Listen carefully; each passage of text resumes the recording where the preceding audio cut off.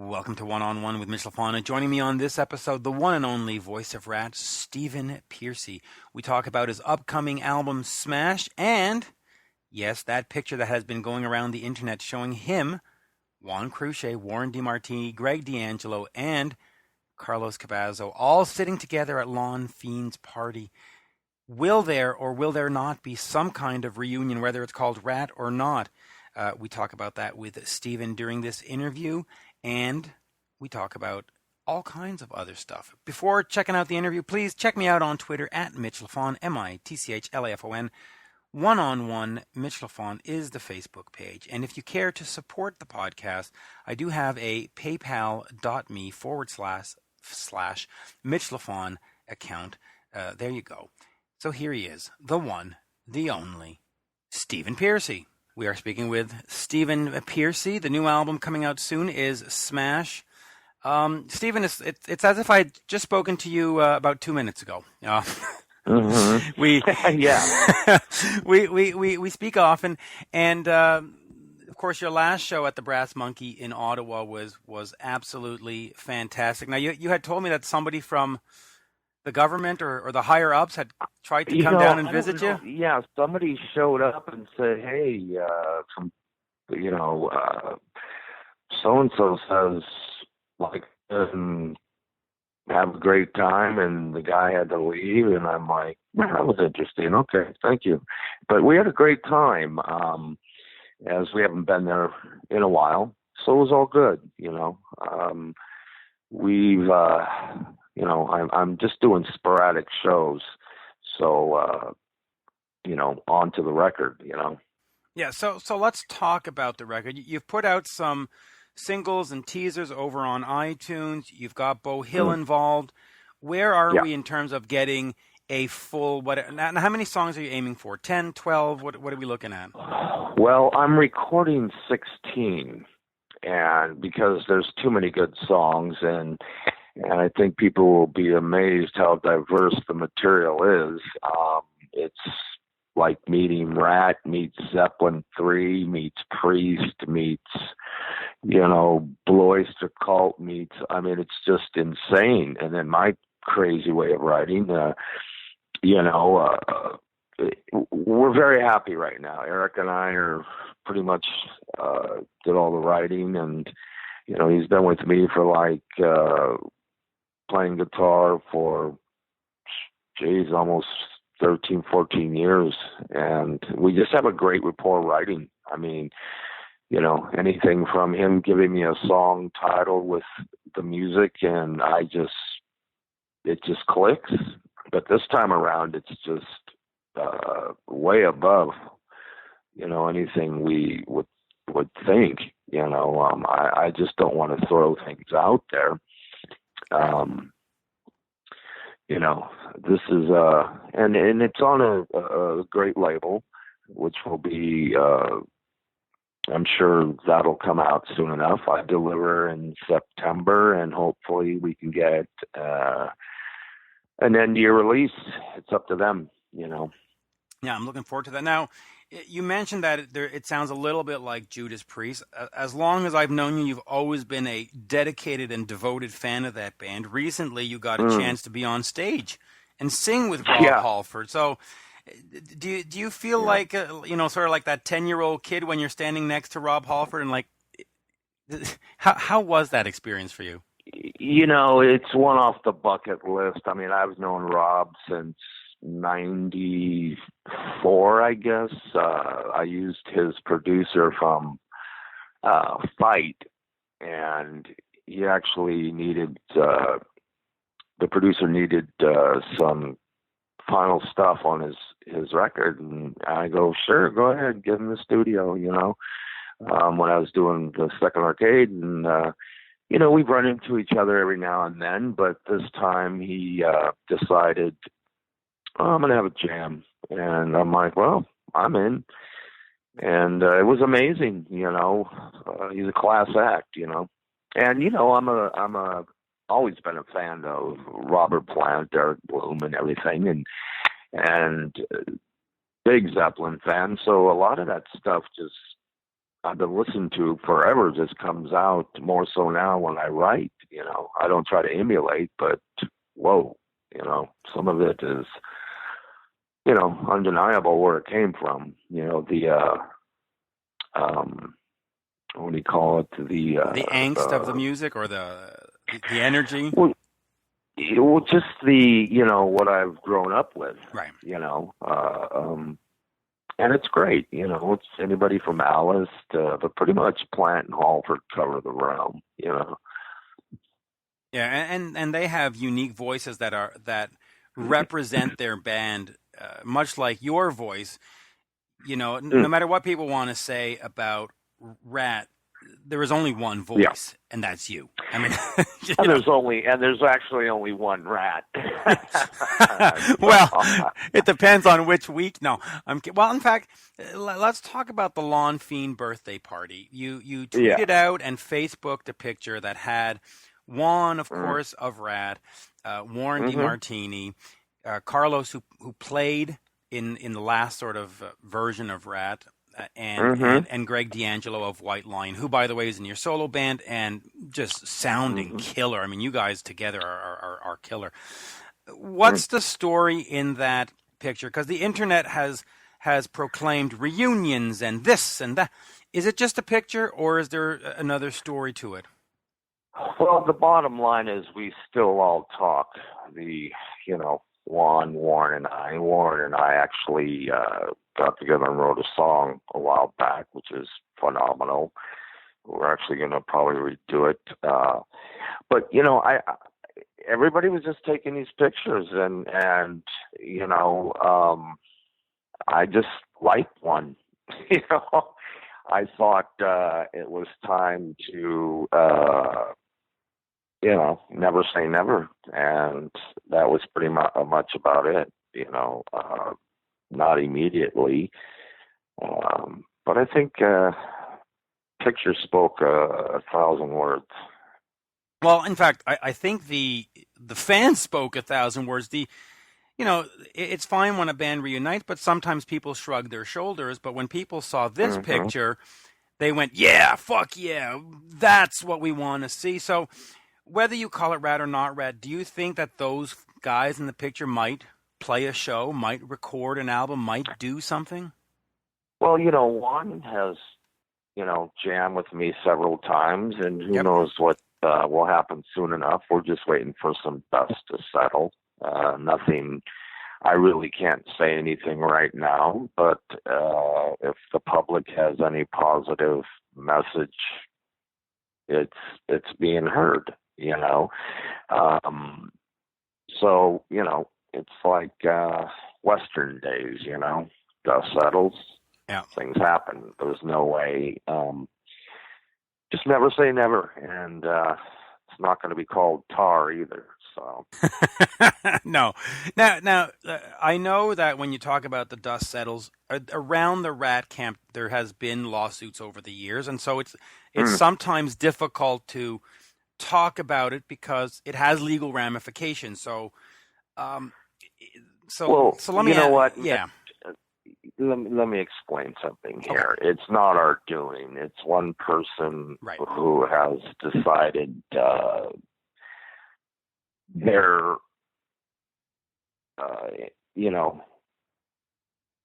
trying to change the course of history. Now, we're in the history books if we never play again. You want to know who did what? Do some research.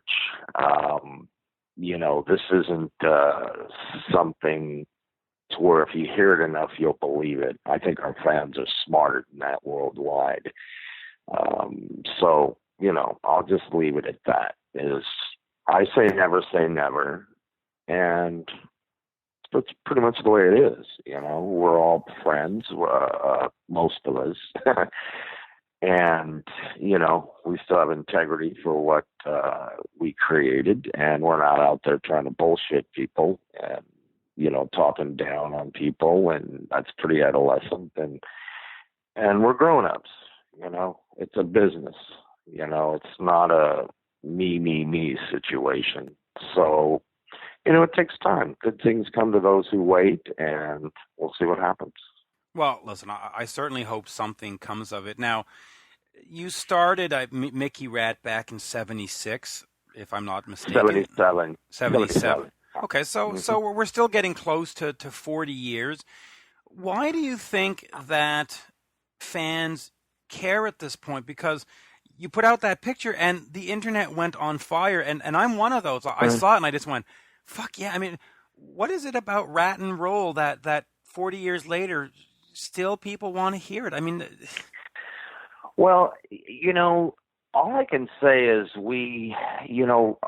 I created Ratt, Mickey Ratt, and Mickey Ratt changed to Ratt when we brought Jake in. And then he got courted by Dio and eventually went to Ozzy. And that's when Robin came into the picture. He used to jam with us, actually. And at that time, his band imploded. And when the dust settled there, it was just me and Robin, Cement Pirates. And we went, you know what? We're going to do something really good here.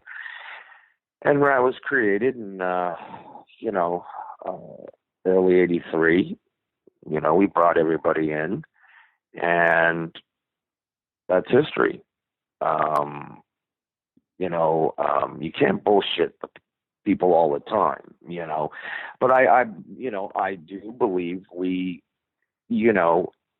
hit a nerve because everything was so new back then in '83, '84. Even though Priest was doing their thing, Maiden, Van Halen, who I knew, they were out doing, the Los Angeles scene thing.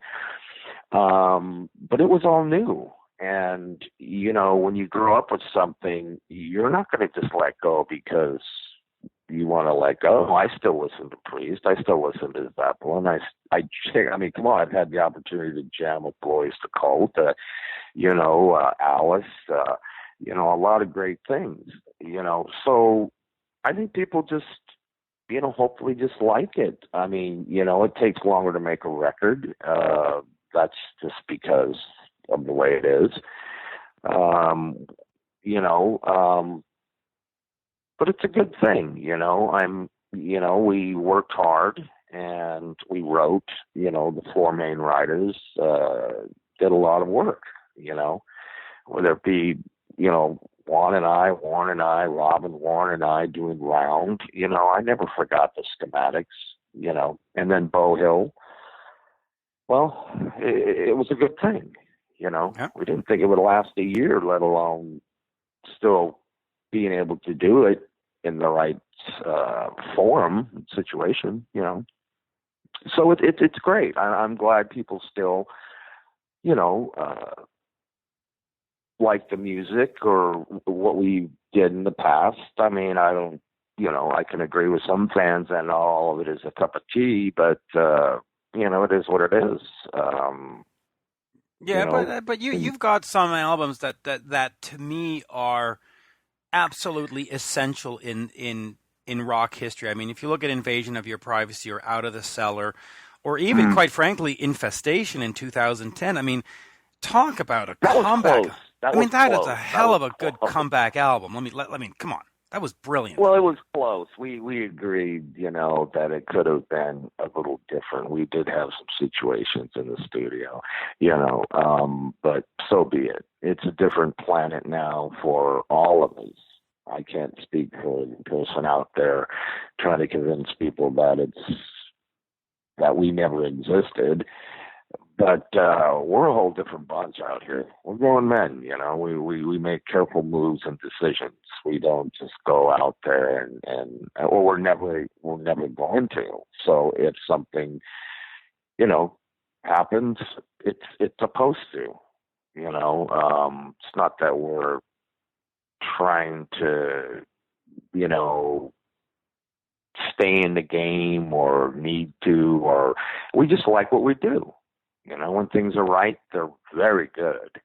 And I think we're getting there. Like I say, when the dust settles, people will know. And so there might be new music. Now, if Juan and Warren and yourself get into a studio, do you try to recreate the Ratt sound from back then, or do you just say, screw it, we can do whatever we want, and you can sort of have no rules, and it'll be what it'll be, kind of thing? Oh, no. Even from day one, it's even with Robin, it was very important that we collectively did what we did.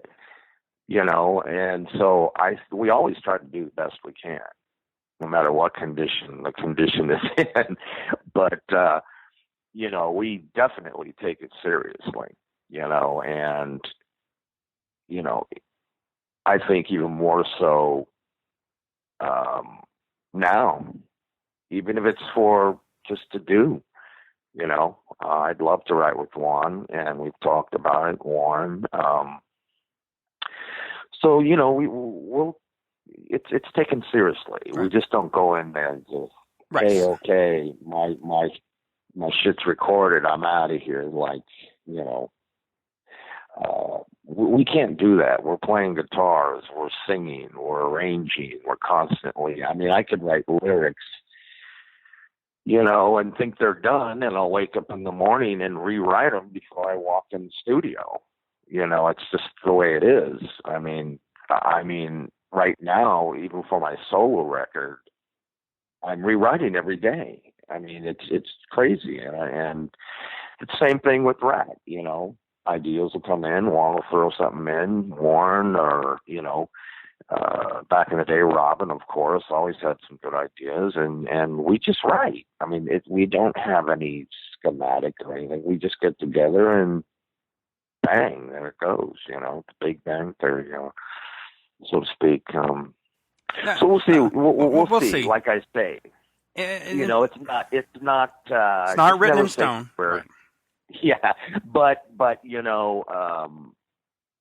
we're all positive, and we feed off our audience, and always have, and respect.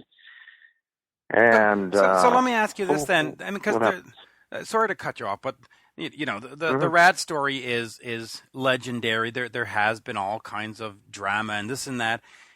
Oh, yeah. Listen, right? With any successful band, you're going to have that. Sure. You name a band that hasn't had that kind of situation, and they're not a real band. Right. But the point I'm getting to is that should you guys do something, is there something really to prove, something just to say, hey man, through it all, we're just a great rock band, and don't forget that, right? Well, I don't want to dwell on it for too long, but it's just nowadays it's more or less, do we have time? Do we want to do things? Despite all this turmoil that's been thrown at us, it's just time. It's timing. Timing is everything. We just don't want to throw out shit, even though, everybody's entitled to their opinion. I have my opinions on some of the records too, especially the last two records. I think Infestation got close. The other one, the one from '99 there on what was that on Portrait Records, Ratt? Personally, Space Mine, Body, Soul, whatever, something was just wrong there. And, we know where the problems lie, and there will be no interference, But right now, I'm doing this solo record. I still have some good shows going down with, my band, and I'm going to continue doing what I do as always. This is why I do these strange projects people think I suck at, like Vertex with Alpetrelli, Industrial, or me throwing out Vicious Delight with 2-minute songs, or Arcade with Red, or Arcade, by the way, was brilliant. Come on, Arcade was absolutely brilliant. Those are great albums. Yeah, we had the second record got a little deep, but the first one was classic. It was a classic record.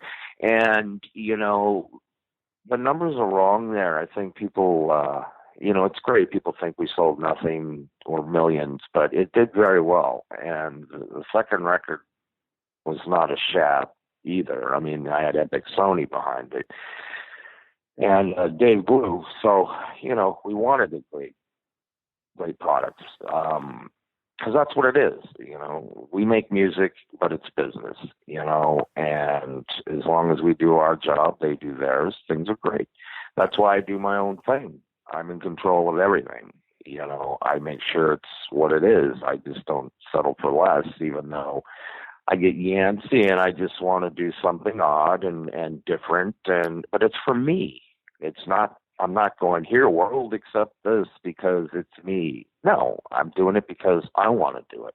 It's like, I want to fly on a different plane. I want to fly the shuttle. I want to be in the Black Knight. I want to be in the, it's like, I love that diversity. Yeah.